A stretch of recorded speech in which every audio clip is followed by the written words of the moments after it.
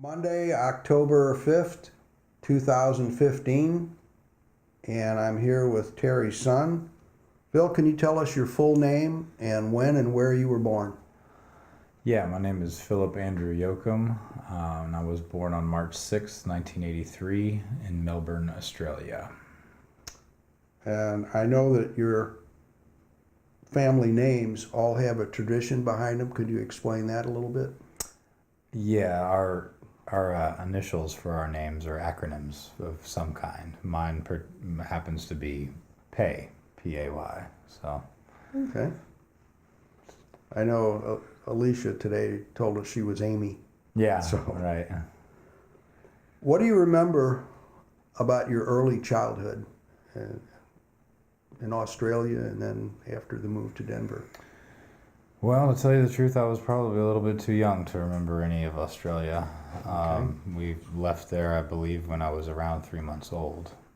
Okay. So being 3 months, that didn't give me too much to grab the accent or anything I else. wouldn't think, no. But I do remember small bits and pieces of the first home that we lived in when we got to Colorado and started growing up in Denver, and a lot of my memories come from the house at the cul-de-sac where I did most all of my growing up, where my parents Okay. still reside.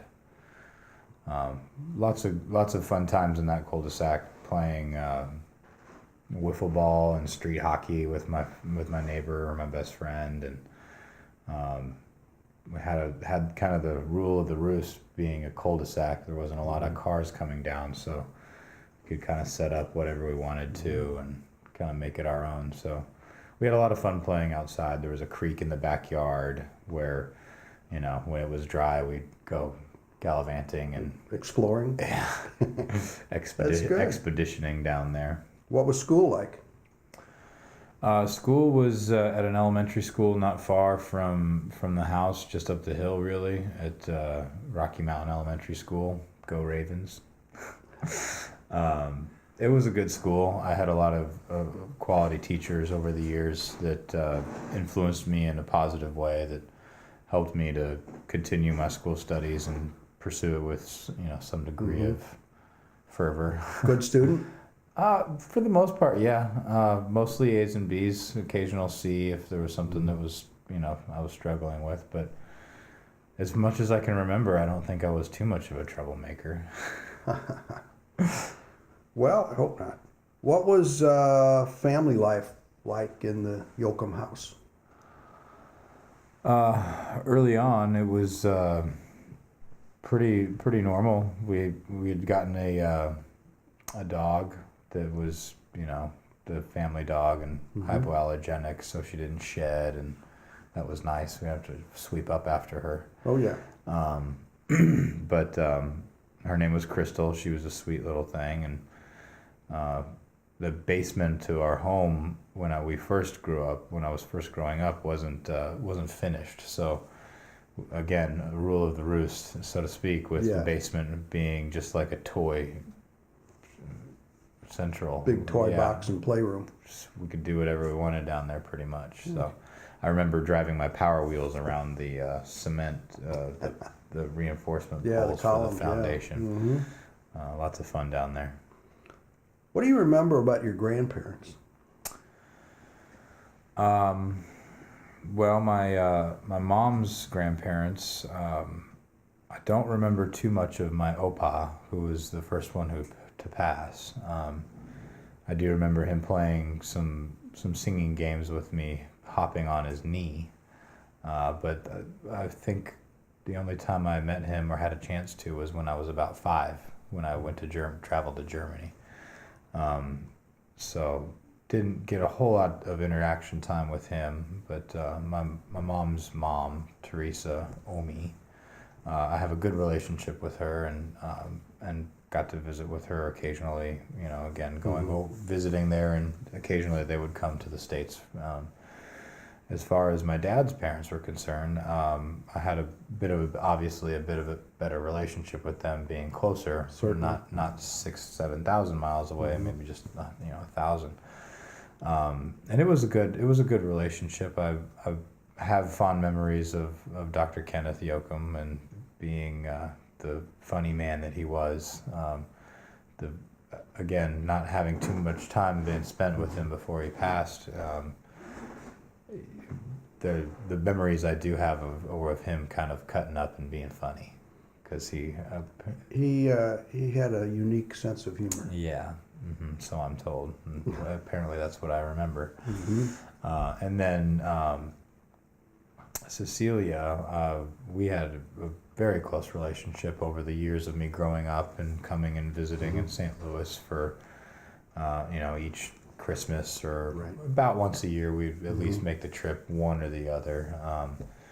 And Nana was a sweet woman, and she was always kind and generous and soft-spoken and slow to judge, from what I could gather as a child. Very nice lady. Yeah. What are your earliest memories of your dad? The earliest memories of my dad would have to probably be washing cars with him.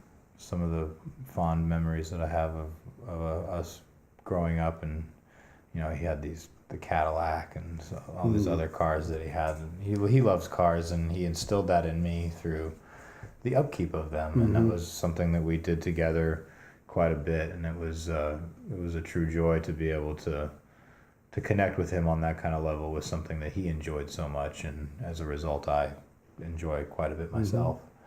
I do remember one particular story with the Cadillac. It had a moonroof, and I had one of my bouncy balls, those toy ones you get at this grocery store for $1.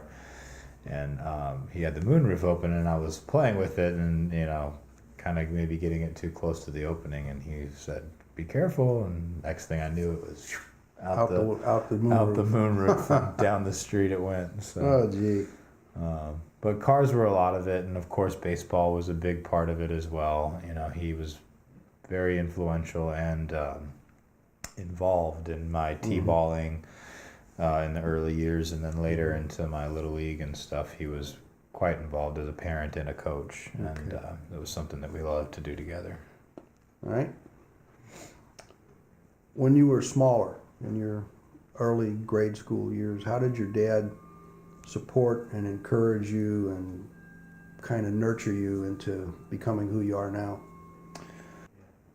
My dad was always supportive of anything that I was choosing to take an interest in. So, when we started doing the dancing thing, he got me involved in doing some of the dancing. That was something that, I enjoyed, and so he fostered that. Playing the t-ball and baseball, it was obvious that I enjoyed it, and so he fostered that through with me. And I think later on in later years, when music started to become a big aspect of my life, he was also completely 100% supportive of those decisions that I made to pursue that. How did you get into the dancing? How did all that start, and where did it go? Well, it started somewhere, and it definitely took a nice journey through the beginning part of my teenage years. I guess my dad danced when he was younger with his sister, and it was always something that he enjoyed doing socially, and so he brought that to us as a offer to say, "Hey, check this out. You don't have to do this. I'm not making you do this, but this is something that's cool and neat." I was 10 years old. I had plenty of time on my hands, even though I was busy, playing street hockey and the rest of the stuff. It was something that I was kind of interested in. I really liked the music, and moving to it was intriguing to me. And so here's this platform, and sure enough, it was something that I kind of took a liking to. And my sister had already been involved in tap, jazz, and ballet, and so it was kind of natural that I would fall into the fold of all those things. And so, from age 10 until around 17, close to the end of my 17 year or whatever, I did a lot of dancing, tap, jazz, ballet, and all of that. Of course, in conjunction with the swing dancing being the most prominent element, all of the other dances kind of were brought on to help and benefit Sure. the swing dancing competitive sport that it is. Tell us about some of your accomplishments in the swing dance area. Well, like I said, we started when I was 10, and my little sister Alicia, she was 8, and through the years we competed in several different categories, and in 1995, I believe it was, we won the junior division national championships, which was a real special treat. You know, we had been in that category for, I want to say 3 years. It might have been our 4th year, and we were, you know, the competition was always stiff every year.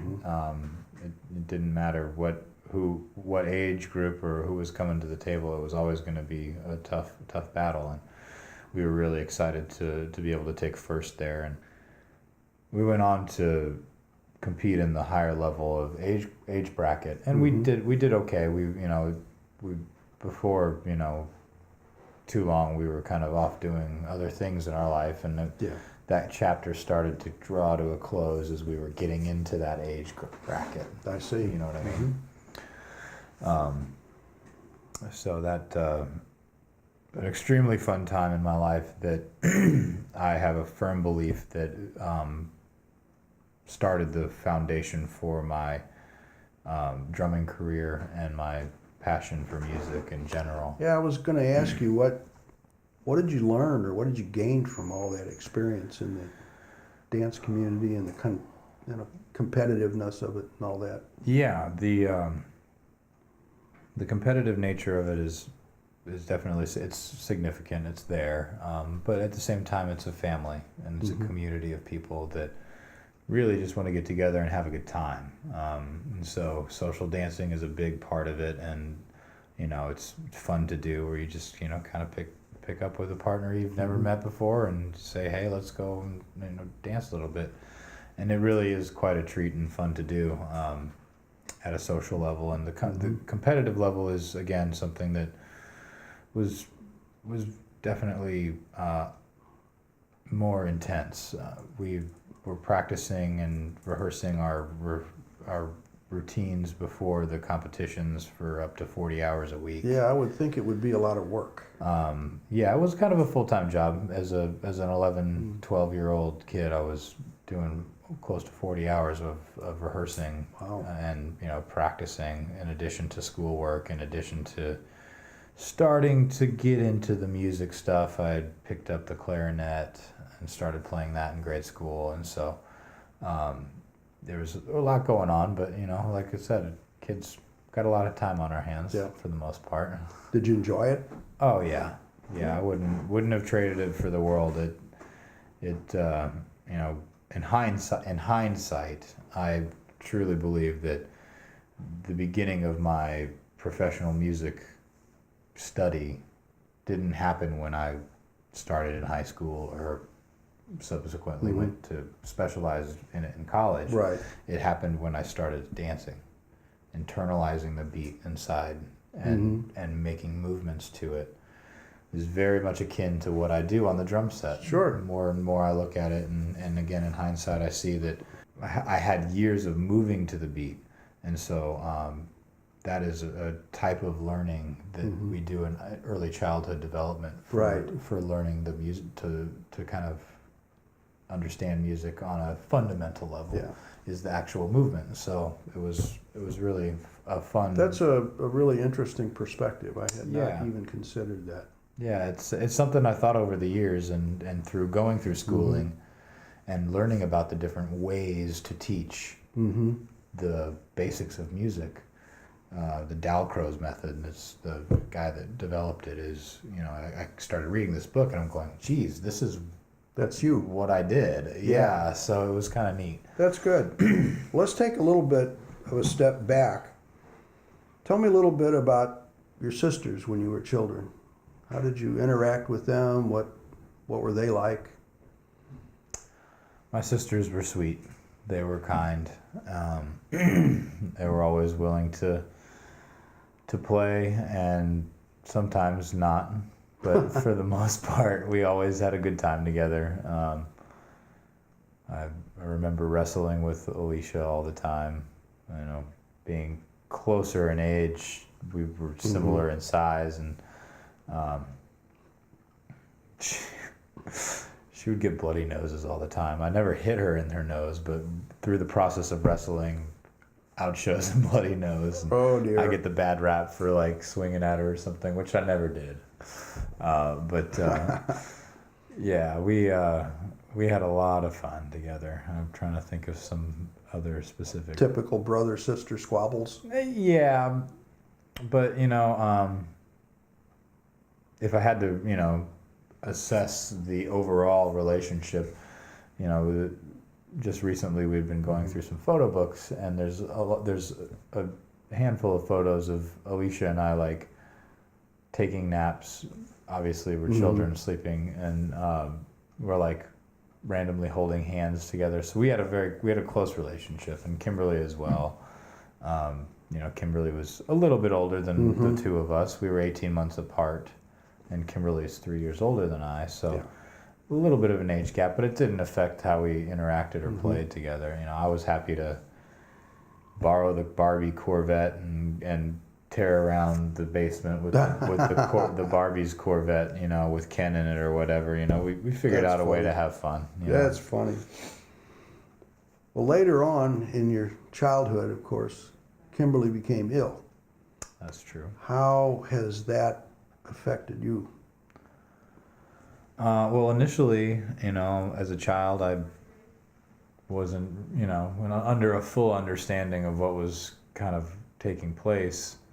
I knew that my sister was really sick, and that, Dad was doing above and beyond everything that he could possibly think to do to alleviate that pressure. It made me definitely feel, as a child, sad and sorry for my sister that she wasn't getting to be able to do some of the things that us kids were starting to grow up and do. As we got into the high school years of her being homeschooled and me kind of coming into high school, she started seeing some social things that I was doing, and there was a lot of things like that I wished she could have experienced on a deeper level to enrich her life. Sure. In that way. All in all, I would say that it shaped me as a person and an individual in a way that I don't think I could have done on my own. My circumstances that were surrounding me definitely had an effect on me in a positive way. Looking at it now that I've grown up, it was hard when I was a kid. She's getting a lot of attention. Where's my attention? Not that I ever said that, but psychologically speaking, one child gets more attention, the other ones drop off a little bit. And I think that's a normal reaction. yeah, and looking again, and with hindsight of adulthood being so clear, I couldn't fault my parents one bit or one iota for any action that they ever did to try to better Kimberly's situation. I think that's very thoughtful. Given the circumstances. Now, did I feel that way when I was a kid? Maybe not so much. I'm not wise enough to understand the depth and breadth of the situation that they were presented with. So it made it hard, when Kimberly was when I was in high school and Kimberly was, finished high school or whatever, and it was time to go to bed. It was either my dad or myself that would carry her upstairs. She couldn't go up the stairs on her own accord without a lot of issues with her muscles contracting and things that were, just negatives that we didn't want before she would go to bed. So when my dad was out of town lecturing, it was on me to take her upstairs every night. And so, it was a lot of caretaking that I wasn't maybe under the knowledge that I was going to have to do, but I was willing to do it. She was my sister. I loved her, and I'd do whatever I could for her. When I was young, 12, 13 years old, I remember telling my dad, is there anything that I can do or give Kimberly to help her? being naive, knowing that I couldn't do much other Right. than help with daily chores. Mm-hmm. Can I give her a spleen? Can I, what Yeah. can I do? What can I Exactly. give her? Because I don't want her to be in the place that she Right. is, you know? Well, I know it had a profound impact on your family. How do you think this has affected your mom and dad then and through the years? Well, and some recent events that have transpired in my in my life, it's kind of brought me into a parental ability to understand how you think about your children. Mhm. Now, I don't have children. I have a dog that was recently hurt pretty severely, and so it just kind of has brings some of these paternal instincts out of me, and to take those and relay them or play them out in the situation that they're presented with, I just can't imagine. The uncertainty, the no knowledge no knowledge base of what the actual disease was and what it was doing to Kimberly. It was. I can only imagine that it was a seemingly unsurmountable task to try and properly care for Kimberly, as well as make sure that we being Alicia and I, weren't somehow passed up or left in lacking as a result of the overabundance of time and energy and sweat and blood and tears that were put into keeping Kimberly in a relatively stasis, like, some sort of static stasis. Yeah. Yeah, I'm sure it was not a pleasant time. It was very hard on my mom. Obviously, Dad is out lecturing often and leaves my mom instead to take care of the situation, which is a lot. And so we had people that would help over the years. Relatives from Germany and others would come into the home and stay with us and help out with daily chores and tasks that my mom just could not get to if she was going to take care of Kimberly at the level of her care that she was giving. So that being said, it was very stressful for my mom, and as I've gotten older, I've seen or maybe not seen, but more understood the kind of toll that took on her over that time period. It was significant, and that's. We touched upon your dad's support in your early years and your early educational years. And you mentioned your affinity for music and how you grew to want to pursue that. How did your dad encourage you and support you in pursuing that goal? Well, the story of how I came to music as far as instruments are concerned is a kind of a good one. In fourth grade, I think, fourth grade, you get lined up. It's band class. You line up with your mom or your dad, whoever, parent or guardian, and there's this table, and they've got a flute, a saxophone, the tuba, the trumpet. They've got them all lined up on this long table, and it's instrument choice time. So, of course, the flute starts here, and clarinet and sax, and then they get bigger and bigger until, of course, at the very end of the drum, or of the table, sits the snare drum. And so I'm walking down the table, not really interested in anything except to point to the drum when we get there. And my mom's standing next to me, and I point to the drum, and she says, no, too loud. And I said, okay. And I pointed at the sax, and then I got turned down again. The band director, of course, if you're a band director, you know that you've got every kid in the school wants to play saxophone. Sure. Nobody wants to play clarinet or flute. Everybody wants to be a sax star. So, knowing that he had already had 10 kids go through the line and pick all of them sax or whatever, he said, the fingering's the same for a clarinet. why don't you start on the clarinet? We'll switch you over to sax when you get to middle school. Well, I took the bait on that and started with the clarinet, never moved over to the saxophone, and ended up on drums before I could get anywhere with the sax. But that's kind of an interesting story. Who knows what could have been if drums would have come into my life earlier. Sure. But obviously God did not have that. Different plan. Just a different plotting to the same end. I needed to learn how to dance to it first, I guess. Yeah. Yep. So, as it relates to my dad and his support, really unwavering.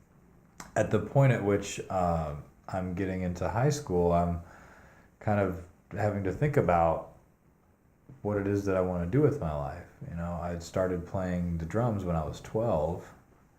Got them for Christmas, and I think that that's another element of support that my parents fostered for me. Not many parents want to buy their son a drum set to just wail on and make uncontrollable amounts of racket in the basement. Now, that has turned into some very nice music that I'm able to play, and I do it well, and I'm very happy that that's how it landed. But I had very understanding and supportive and cooperative parents to listen to the beginnings of of a drummer. So I think that was one of the biggest ways that they could have supported me, and that they did support me. Is, my mom said he really wants a drum set, and my dad said, okay, get him one. He likes it. Let's see what he can do. That's nice. So, and that's kind of the attitude that my dad's taken to me moving forward and through, and eventually saying, hey, Dad, I want to go study music. That's really the only thing that I can think to do and be happy. Now, this is an 18-year-old speaking to his father before he goes off to college, and so, a little naivety, but, over the course of the past 15 years, I've been able to call a drum set my office and desk. And so I feel blessed to be able to say that, and honored to be able to make music, and get paid for it. It's loving your job is one of the most important things. And I know that my father loved his job. He would not have accomplished the amount of body of work had he not had a true love for it and passion for it. And I feel like he might have seen that passion a little bit in my fervor for music in general.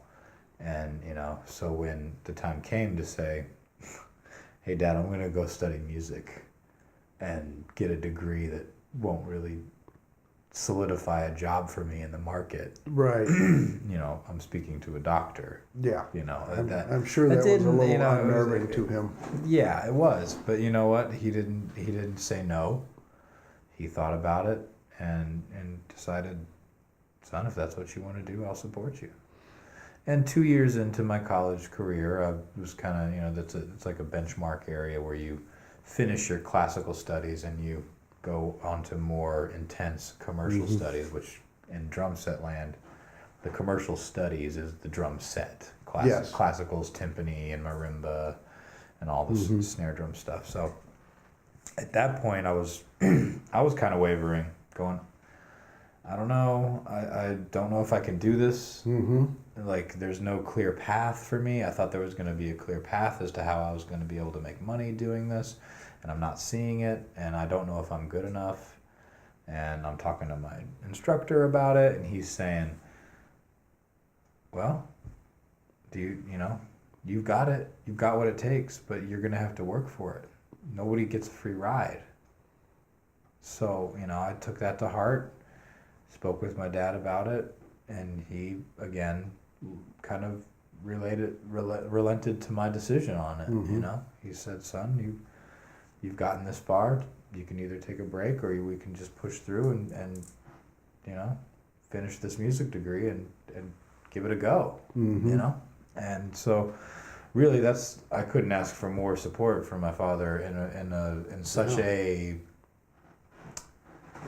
questionable realm of financial Right. making, you know, the ability to financially support myself is difficult. Mm-hmm. It's not traditional by any means. No. And so and it wasn't something that he knew anything about.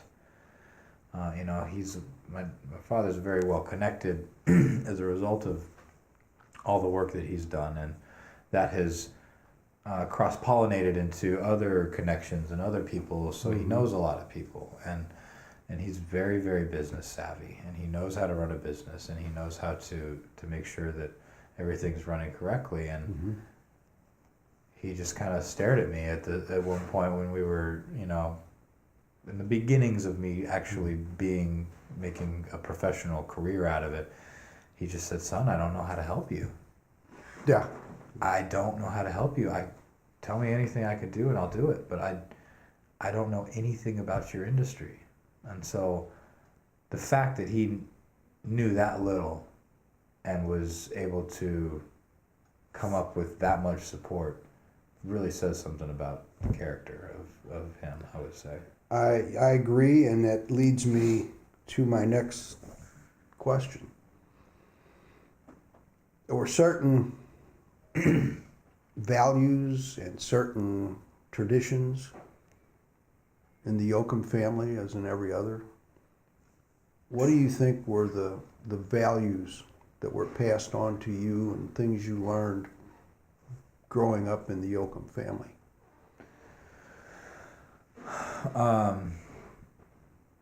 There was a significant handful of very pointed sentences that were coined by my grandfather that were given to my father in his youth and therefore transferred down to me.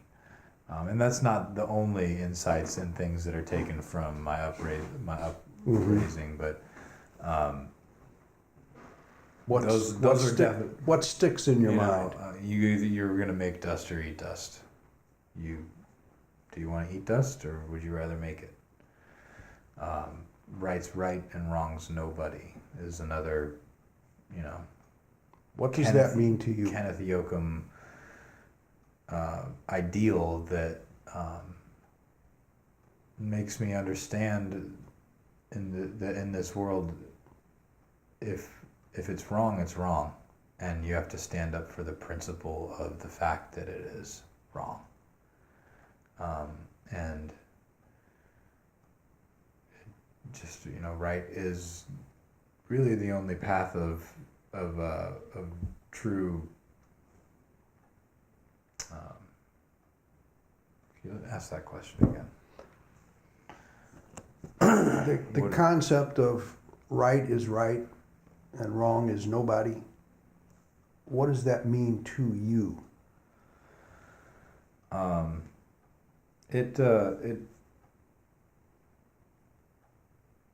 It brings a sense of morality to the table, one that has caused me to seek some things out in my life that I needed to prove a point with, either speaking principally with, you know, I mean, now this could be as easy as, or as normal as an electric bill, you know, they're overcharging me, I shouldn't be overcharged.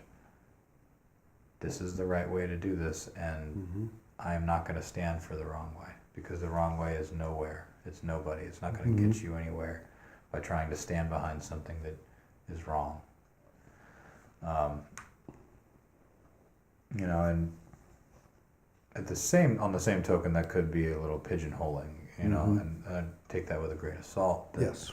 That it's not, that euphemism is not always the case, and it's not right for every situation, but it was something that brought to me a deep sense of understanding that if I felt wronged by somebody, I needed to seek that out and understand it, and or go to the person and say, I've got this quarrel with you or issue situation, and I'd like to resolve it. I think it's helped me be confrontational in a way that is not destructive with human interaction. That's the grain of salt taken with that. Yeah. You know. Well put. We touched on this just briefly a little while ago. Tell us about the sports in your life and how you started as a child and got into sports.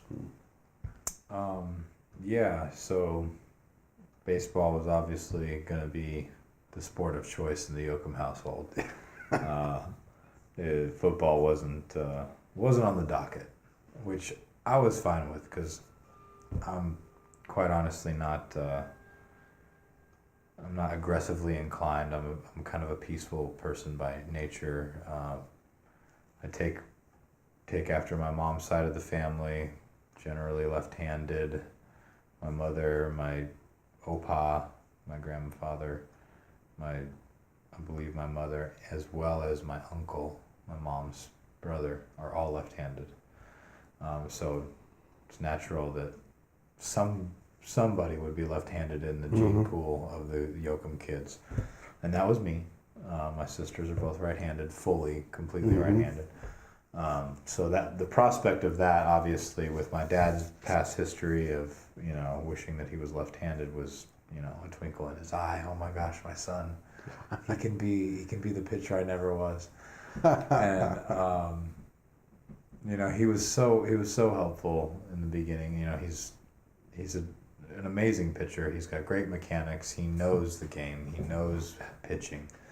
And so, he took it upon himself to teach me the game, and I loved it. As a kid, I loved playing baseball, and especially getting to go do it with my dad at the ball field.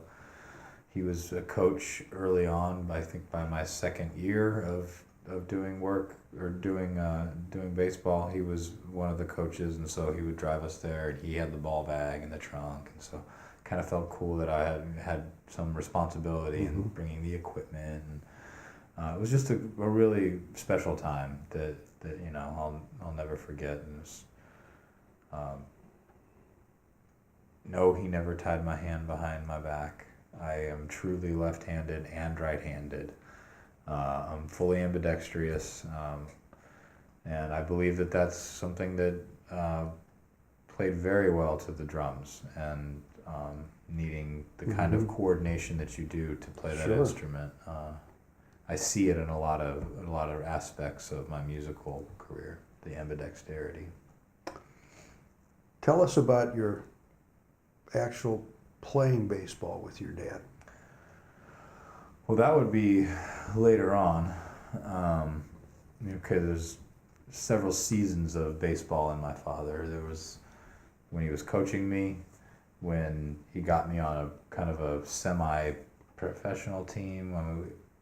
I say professional, we were 12 years old, so how professional can you be? Select team, I think they call that. Yeah, so that we played over 100 games that summer. My goodness. Yeah, it wasn't any slouch of a league. And then subsequently after that, I got into high school, started playing baseball there. But by then, the drums and music had kind of taken hold. And so I tried out from freshman year and ended up not following through because music was taking the totem pole seat.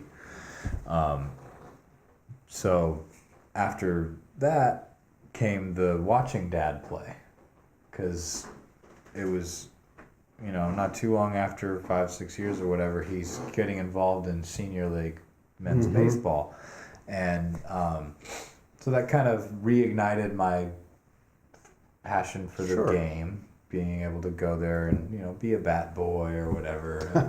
It was a lot of fun, but by high school that kind of baseball was out of my life, and of course going into college there was no real baseball. It was all music, we taken 17, 18, 19, 20 credit hours a semester, and on top of that 3 0 credit courses. It was a lot, so hobbies kind of went by the wayside. The drums were the hobby and the Right. focal point. But after all of those seasons of baseball with my father, we had an opportunity last year to attend the Cardinals fantasy baseball camp in Jupiter, Florida, and that was a special treat. I digress. We did play baseball together prior to that. We did the Cooperstown, New York baseball championship. Is that a specifically father-son thing? It's not a requirement, but you do see a lot of father and sons going through there, just because it's so much fun to do together. And so that was a real treat to be able to play a game on Doubleday Field with my father. That was really neat. Yeah, I bet. But of course, going back to the fantasy camp, that was several years later, 4 or 5 years later, that we decided to do the fantasy camp, which was just this last year, and had an amazing time. Haven't really ever interacted with my father with baseball on that level, being on the same team in the dugout together, kind of thing, and it was really cool. Of course, all of the Cardinals and ball players and the Hall of Famers and the whole thing is just a real treat. It's a complete package deal, and he told me, he said, "Son, I want to take you on and do this. I want to do this with you." And I said, "I haven't thrown a ball in like 6 years, Dad." He said, "Come on, it'll be fine." It's like riding a bike. You don't forget. Yeah. Now, I'm not going to say that I wasn't sore. I'll bet. But we're looking forward to doing it again this next coming year. So it's a real fun thing for him, and I like to see him happy. What's it like being a teammate of Terry Yochum on a baseball field? He's got a loud mouth. He's always running his mouth. But I will, with the caveat of that being, usually it's always positivity, positive. All right, guys, just always pep talking it up, and he's fun.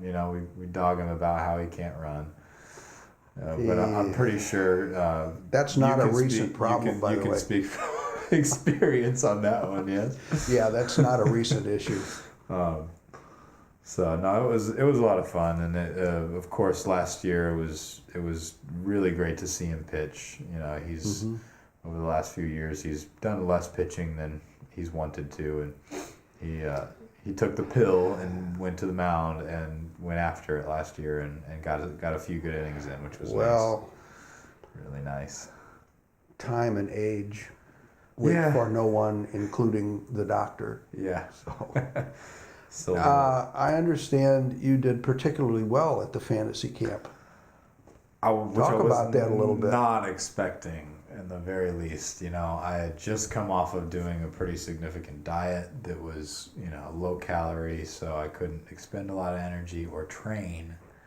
And he kind of came out of the blue with this fantasy camp thing.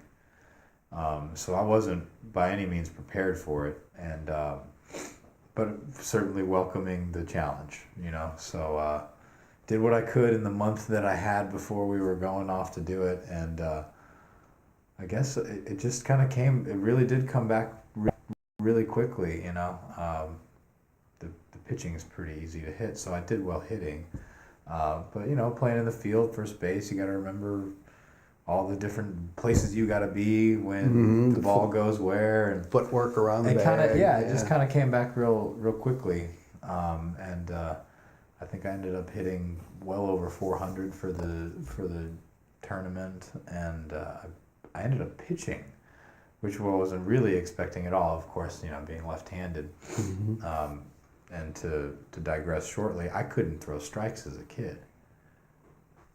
Thus the reason why I was not a pitcher, and I ended up being a first baseman. I couldn't control the ball. My father had incredible control of, he'd paint the corners any day of the week, but I mean, I'm high, low, left, right, hitting guys. It was bad.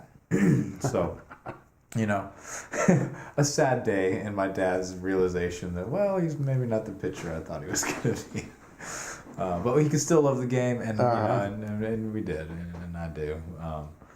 But I ended up pitching down there quite a bit. 7 innings of pitched, and I think I got the 2 wins of the 2 games that I pitched. So well, that's great. Ended up being the MVP for the team, which again, not expecting at all, but very happy to own the title. And we finally get to see a left-handed Yochum on the mound. Yeah, right. Even if I'm throwing 3 balls before I can get a strike over the plate. Well, that's okay. I like to pitch with pressure. Yeah. Well, having talked about all these things in your past and lengthy past, recent past, where do you see yourself going forward? That's a good question.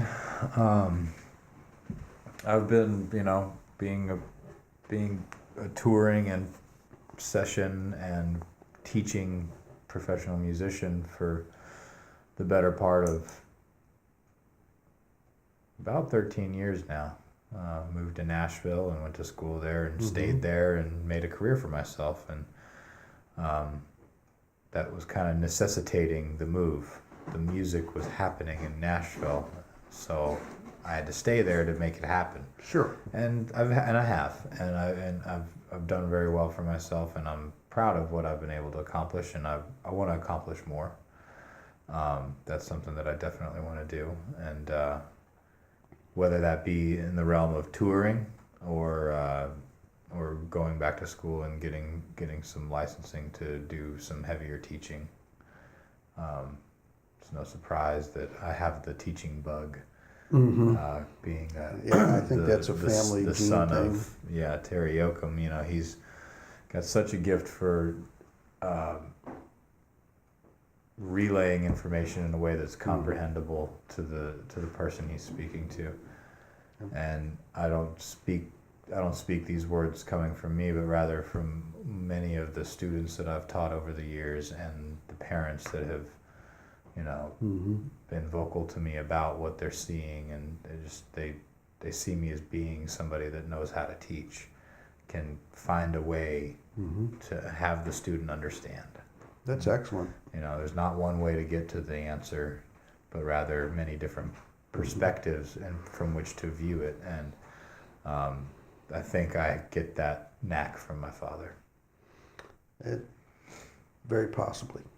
So I might see some more teaching aspect, as being really a way that I can contribute to on a greater level than just playing gig after gig. At some point you turn around and, well, what have I done? Did I do enough? Did I affect enough people? And as this book has kind of come to fruition here, and I've done a lot of in these past recent months, I've had a lot of rather intense things go on in my life, and it's caused me to really think a little bit bigger picture. And what I've realized is that what my father has been able to do by writing this book, the radiological skeletals, essentials of skeletal radiology, has touched more people than he could ever hope to as one mortal man. And principally speaking, that's something that I would like to attain in my own respective field. Can I do what Terry Yochum did? No, not a chance. But can I affect a group or groups of people in such a way that it's going to live on past me, such as what he's done is going to live far beyond his so contribution, I think, is the biggest thing that I'm kind of focused on right now. How am I contributing to society in a way that's not fleeting, and some sort of foundational contribution. Well put. Well, I have one more question for you. to sum this up, what are your feelings about your personal relationship with your dad? Current? Yeah. We have a great relationship. It's we've done so many questions of over the years and whatnot. Over the years, were there hard times between us? Yes, I'm an only son, and one that didn't like the mold. In high school, didn't like the mold. I was always kind of outside the box a little bit, and so that created some tension, natural disobedience or whatever, and just general stuff. Nothing too out of the normal. But as I've aged and grown into the relationship with my father, I've valued it a great deal more. Not only because he's my father and that I want to spend time with him, as much as I can, but just having a deeper respect for the man that is Terry Yochum and the things that cause him to be who he is. Understanding that he's not perfect and knowing that that's okay, and knowing that after all of the kind of reminiscing and talking the stories over my childhood and just kind of conjuring up all the things that we need to revisit to get appropriate kind of content for this book, it's really been fascinating to see how much he has given to me, over and beyond his call of duty as a father. And how much he's given to our family in relation to Kimberly, and what he did above and beyond to try to make sure that Alicia and I stayed on the straight and narrow, even with this huge situation. Our relationship now is great. We talk all the time. We're always talking about baseball and what the Cards are doing. Sure. By Sure. that man, and so. It's just it's a relationship that I value deeply because he's a man of influence in a positive way that I've seen, and there's been so many people that have been affected by him in a positive way, and I feel blessed and fortunate to be the son of the man that affects people that way, because naturally as a byproduct I will be affected in the same way. Of course.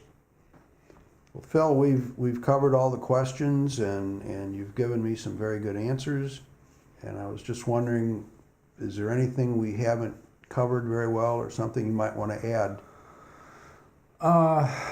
There is. There was a thought that as we were going through some of these questions, I failed to mention a memory of when I was young. You asked about childhood memories of my Yes. father. Lots of cars, lots of baseball.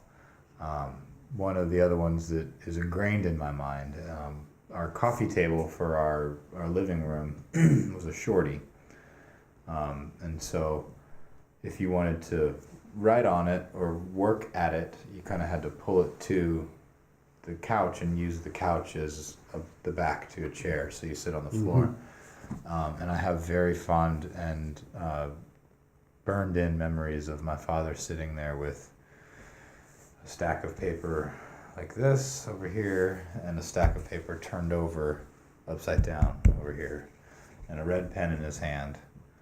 And he's of course editing the Essentials of Skeletal Radiology, the first edition, and I'm very young at this point, but I have an image in my mind of him before all of his hair turned white, sitting there editing this book and just kind of making the pages bleed, lots of red, sitting in front of the TV watching baseball. That's one of those distilled memories of my father in the home that's in my mind, which I thought would be neat to share. What does that memory mean to you? It means a lot of different things. it's kind of multifaceted, I guess. One, my father's dedication to his work, his craft. Mm-hmm. I shouldn't say work, I should say craft. Yes. And two, how much he was gone. I mean, I can't share the memory without having both sides of what it does for me. If I'm Mm-hmm. honest with you, you know, And we want you to be. you know, my dad was gone a lot. He was not only very busy on the lecture circuit, but when the book came down to crunch time, 100-hour weeks, it just, you don't, Right. not home a lot, you know, and so the times that he was home, sitting in front of the TV watching baseball and doing these, you know, doing more work for the book. And, you know, it definitely was an entity in the home. The creation of the book, there is, you know, no doubt in my mind why he calls it another part of the family, Mm-hmm. i.e. the fourth child, as he likes to refer to it as, Yeah. because it was that prevalent in the home, you know. But it's as good of a memory as it is, you know, a sordid one, Mhm. if it even can be considered that. You know, it's more of an adult looking back at the reality of what it took to do what he did. You know, there's always going to be some fallout with someone creating something that vast. Yes.